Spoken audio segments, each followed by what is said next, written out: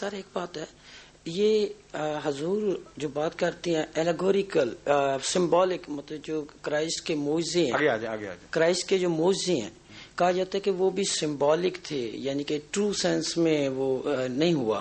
اور اس کے بعد کانا دجال کی بات کرتے ہیں کہ وہ بھی ٹرو سینس سے کریکٹر نہیں ہے، وہ سمبولک ہے لیکن لفظی نہیں ہے. جی ٹرو سینس تو نہیں، ٹرو سینس مطلب لٹریٹ میننگ جو ہے اور سمبولک ہے. لفظی ترجمہ جائز نہیں ہے. ہم اس کو ثابت کرتے ہیں، اس طرح ثابت کرتے ہیں کہ تم دیکھو کہ اگر وہ گدھا آئے جس کو تم کہہ رہے ہو واقعی گدھا ہو، تو وہ گدھا آگ کھائے گا، ٹھیک ہے جی، اور آگ کھا کر چلے گا اور اس کے پیٹ میں سواریاں بیٹھیں گی، اور داخل کہاں سے ہوں گی، کس راستے سے؟ کبھی غور بھی تو کریں. رسول اللہ صلی اللہ علیہ وسلم نے اس کا سمبولک ہونا خود ثابت کر دیا ہے، ان کو نظر نہیں آتا. آپ نے فرمایا اس کے پہلو میں کھڑکیاں ہوں گی، پیٹ کے دونوں طرف، وہاں سے لوگ بیٹھیں گے، اور اندر تو اس نے آگ کھائی ہوگی تو جلیں گے کیوں نہیں. فرمایا اندر آرام دہ بیٹھنے کے انتظام ہوں گے اور روشنیاں بھی جل رہی ہوں گی، اور وہ گدھا اتنا تیز رفتار ہوگا کہ مہینوں کا سفر ایک دن میں یا گھنٹوں میں طے کرے گا. اور فرمایا کہ وہ اس کے اسٹیشن ہوں گے، ہر اسٹیشن پر رکے گا اور کہے گا آ جاؤ جس نے بیٹھنا بیٹھ جائے، میں چلنے لگا ہوں. پھر چل پڑے گا اور پھر اگلے اسٹیشن پہ رکے گا، پھر اگلے اسٹیشن پہ رکے گا، اور سواریاں اس میں سفر کریں گی. جب رسول اللہ صلی اللہ علیہ وسلم نے اتنی وضاحت سے پیشگوئی کی تو اس کو لفظی کہنے والا گدھے کے سوا کوئی نہیں ہو سکتا. آنکھوں کے سامنے بات روشن ہو گئی. دنیا میں مذہبی پیشگوئیوں کی تاریخ میں اس سے زیادہ عظیم الشان پیشگوئی آپ کو کہیں دکھائی نہیں دے گی. لفظاً پوری ہوئی ہے، مگر معنی کے طور پر ہر لفظ کے جو معنی ہیں وہ پورے ہو گئے.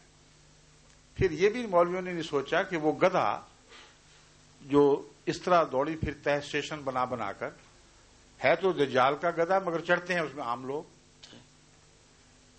اور پھر یہ نہیں سوچا کہ وہ سمندر میں بھی چلتا ہے، اور رسول اللہ صلی اللہ علیہ وسلم نے فرمایا کہ جب وہ سمندر میں چلے گا تو اس کا حجم اتنا بڑا ہو جائے گا کہ وہ خوراک کے پہاڑ اٹھا کر سفر کر رہے گا سمندر میں، اور گھٹنوں سے نیچے نہیں ڈوبے گا.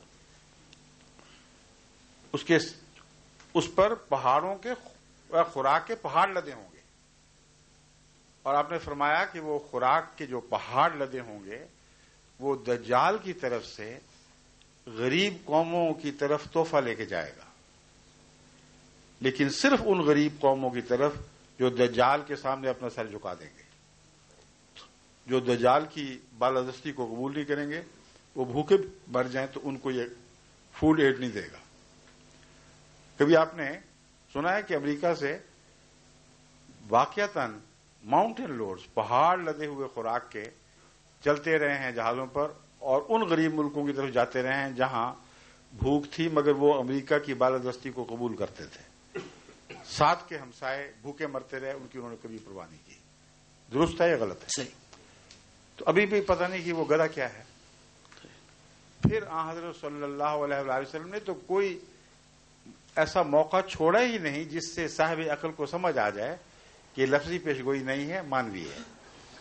آپ نے فرمایا وہ گدھا اتنی لمبی چھلانگ لگائے گا کہ ایک قدم اس کا مشرق میں ہوگا تو دوسرا مغرب میں، اور بادلوں سے اوپر اڑے گا. اب بتائیے کہ جب جہاز مشرق سے اڑتے ہیں اور مغرب میں لینڈ کرتے ہیں اور بادلوں سے اوپر سفر کر رہے ہوتے ہیں تو کیا رسول اللہ صلی اللہ علیہ وسلم کی پیشگوئی پوری نہیں ہوتی؟ تو اگر آپ لفظوں میں اٹکے رہے تو کبھی بھی مرتے دم تک بھی آپ دجال کی گدھے کو نہیں پہچان سکیں گے. دجال کو پہچانے کی تو باری ہی نہیں آنی. بس وہ علامتیں جو حضرت اقدس محمد رسول اللہ نے کھول کھول کر بیان فرمائی اور ہمارے سامنے پوری ہو گئیں، ان کو جب میں غیروں کی مجلس میں، عیسائیوں کی مجلس میں بیان کرتا ہوں تو ہر ایک سر ہلاتا ہے کہ درست ہے، یہ پیشگوئی بڑی صفائی سے پوری ہو گئی ہے. ایک بات مولوی بیٹھے سے ہلا رنگ نہیں ہوئی. تو کس دن کا انتظار کر رہے ہیں؟ اس دور میں آنکھیں کھولیں، اس زمانے کے علم میں آنکھیں کھولیں تو آپ کو احمدیت کے سوا کوئی سچا دکھائی نہیں دے گا مولویوں اسلام کے اندر، کیونکہ ہر بات کو ہم اس طرح سمجھتے ہیں جیسے اللہ تعالیٰ کی عقل کل کا تقاضا ہونا چاہیے، پروفٹس کی وزڈم، یعنی جو عقل اور حکمت اللہ تعالیٰ اپنے نبیوں کو عطا کرتا ہے اس کے مطابق اس کی شایان شان ہم ترجمے کرتے ہیں، اور پھر وہ پورے ہوتے دکھائی دے دیتے ہیں۔ تو جب دن چڑھ آئے تو پھر کیا شک کی گنجائش ہے کہ رات ہے کہ دن ہے؟ اس لیے احمدیت کا اس نظر سے بھی مطالعہ کر کے دیکھیں۔ وہ دجال آ بھی گیا، اس کے دن پھر بدلنے بھی شروع ہو گئے، اور ابھی تک یہ لوگ انتظار کر رہے ہیں۔